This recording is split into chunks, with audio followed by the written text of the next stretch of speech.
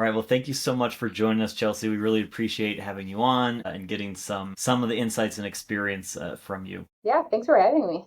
Absolutely, absolutely. We're going to jump right into the questions. So, first up, what inspired you to move into leadership at the Lorain County Children and Families First Council? Well, that's a really great question, and I wish I was able to answer it specifically. I could say the leadership chose me. I think that I've had a very unique career path so far in my professional career, and it's allowed me to meet a lot of people. And with that has also been connections. How I ended up in this specific job was because the interim director knew me in the county and essentially called me and asked me if I would be interested in interviewing for the role. And at first, I was not interested. I have a school social work background. Like, I had to get another certificate just to do that job on top of my master's degree. So, time, energy, effort, thought went into I'm going to spend my whole career inside of the school systems to a different paradigm shift that I could potentially make a lot more impact by taking a county role. So I was like, why not? It's always good to keep up on your interview skills. So I decided to do it, and it was a very intense interview, and I had no idea what I was getting myself into. 4 years ago, me might not still be in the same role had I had known all the trials and tribulations, but I do absolutely love the work and the impact that we're able to make.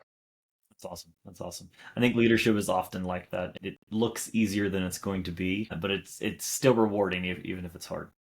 Yes, absolutely. Yeah. So, how do you approach building effective collaborations across community organizations? Because I know that's a lot of your role is kind of bridging the gap between organizations. Yes, and knowing community need. And then again, I think that this all reflects back to the career path that I've had.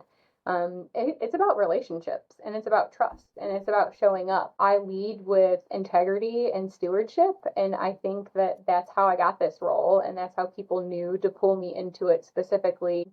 So I've been able to leverage relationships that I've created in every single job. I worked PRN at a hospital. I still leverage those relationships sometimes for my role. I think when you make an impact and you follow through, that people are willing to come to the table. And I've gotten a lot of buy in by doing that. I'm in the community, I'm seen, but I also make sure that even the underdogs' voices are valued. So we've created unique platforms, whether that's having the boots on the ground workers in the schools have the ability to talk to high level leadership. We've created different avenues since I've been in this role, to make sure that their voices are also heard and that we really are seeing what the gaps are within our communities, not just what we think they are or what our data is directly saying, but like what are they saying? What's the actual anecdotal data saying?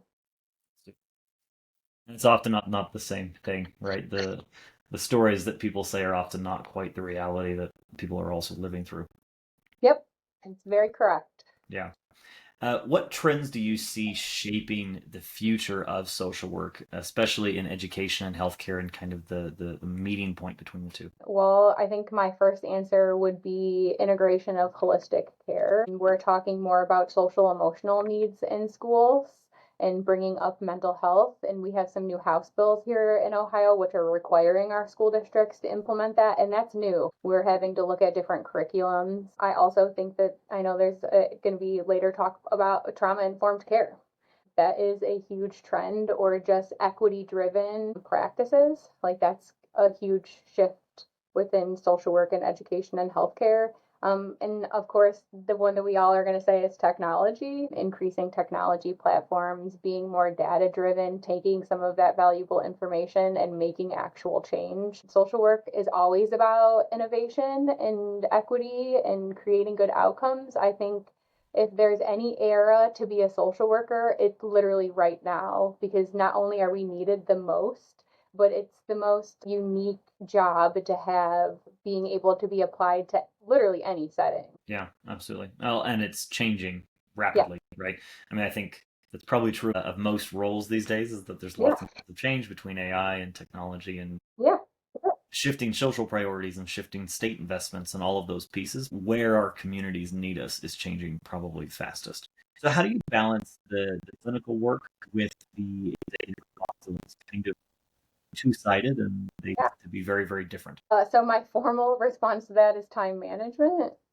Like that would be like what I would write down in a box if I was to answer it. But I think that because I'm the leader of this organization, I've been able to leverage some relationships. I've had to bring great people here. I rely on my team heavily. I have a very talented team of workers here. So they get me in a certain sense, and then my background gets 10 times more. And so I really take advantage of that. I try to build up my staff. I try to work onto their strengths. I don't know how many directors there are out there. I try to stay humble. So I actually hold a caseload.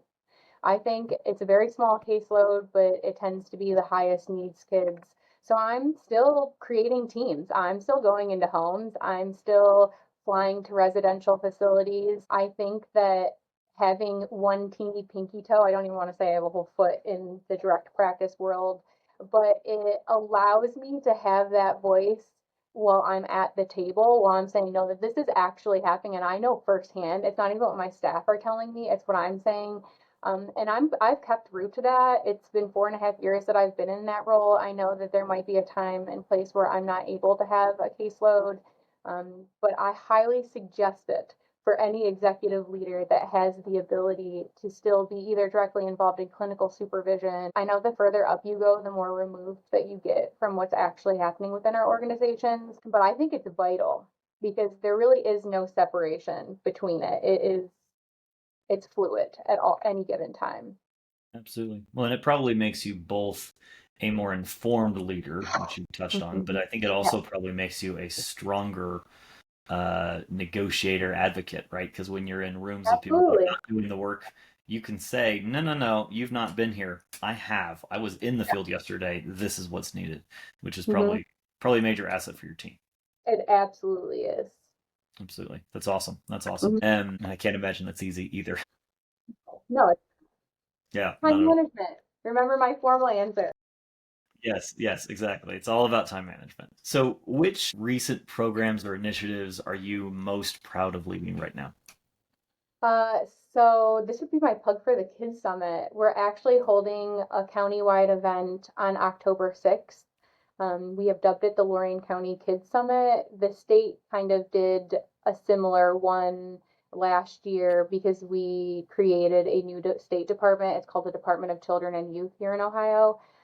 So we were kind of piggybacking off their original plan, and we have invited all of the school superintendents. We've invited all of like the social service agencies, whether you're private, nonprofit, wannabe nonprofit, a church organization, all of the county directors, including myself, our PCSA, Children's Services, juvenile courts. We've invited police chiefs, state leadership. We're all coming to the table, and the idea is to try to come up with one specific goal that the county is going to take charge of, to not only bring some unity, but to lessen the silos, but also to leverage all of the information that we do have in the county. We opened up our registrations. We already have 35 people on the wait list. We have 200 public, and we have 110 county leaders that have already. So it's going to be a pretty big event. We're looking at about 400 people.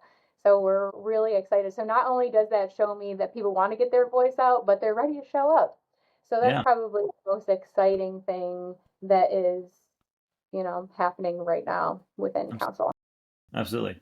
It's really cool that your community is getting so involved in that Yeah. because that is not an easy feat. I think everyone cares about these things. Very few people will take time out of their day to attend Yeah, things to actually I agree. communicate.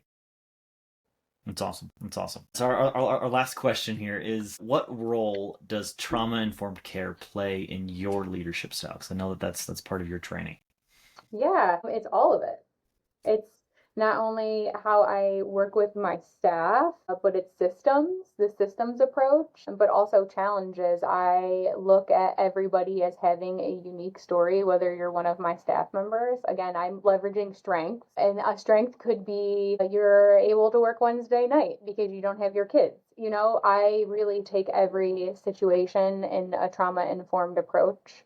I know that it's new aged and it's the verbiage that everybody wants to use, but it also just comes down to everybody is a human being and we're all trying to do our best with the best. And I take that approach whenever I'm trying to be solution focused. And it doesn't matter what avenue I'm at or what side of the table that I'm at, I always take that approach. That's So awesome. it's everything. That makes sense. It makes sense. Good, good leadership should be all inclusive, right? Yeah, I agree. That's awesome. That's awesome. Perfect. Well, thank you so much for joining us. We really appreciate having you on, and I appreciate you sharing some of your insights and experiences. Thanks, Tim. It was fun. Absolutely. Absolutely.